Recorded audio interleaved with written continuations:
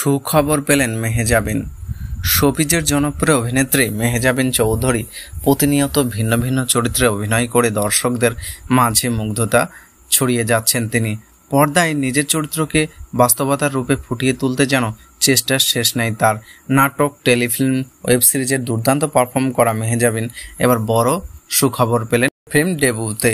তার অভিনীত প্রথম সিনেমা সাবা মুক্তির আগেই টর্নেডো আন্তর্জাতিক চলচ্চিত্র উৎসবে ডিসকভারি প্রোগ্রামে নির্বাচিত হয়েছে।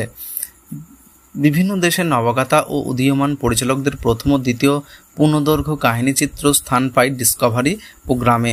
এবারের আসরে নির্বাচিত হয়েছে মোট 24টি চলচ্চিত্র। এর মধ্যে রয়েছে মেহজাবিন অভিনীত সাবা। নির্বাচিত 24টি সিনেমার মধ্যে ওয়ার্ল্ড প্রিমিয়ার হবে 20টির। সাবা সিনেমার পরিচালনা করেছেন মাসুদ হোসেন। এতে নাম ভূমিকায় দেখা যাবে মেহজাবিনকে। এছাড়া আর অভিনয় করেছেন রোকেয়া পাচি ও মুস্তাফা আনোয়ার। উল্লেখ্য, বিশ্বের অন্যতম বৃহত্তম চলচ্চিত্র উৎসবগুলোর একটি টর্নেডো আন্তর্জাতিক চলচ্চিত্র উৎসব। কান চলচ্চিত্র উৎসবের পর বিশ্বের সবচেয়ে মর্যাদাপূর্ণ এই উৎসবে 49তম আসর বসাতে যাচ্ছে আগামী 5ই সেপ্টেম্বর।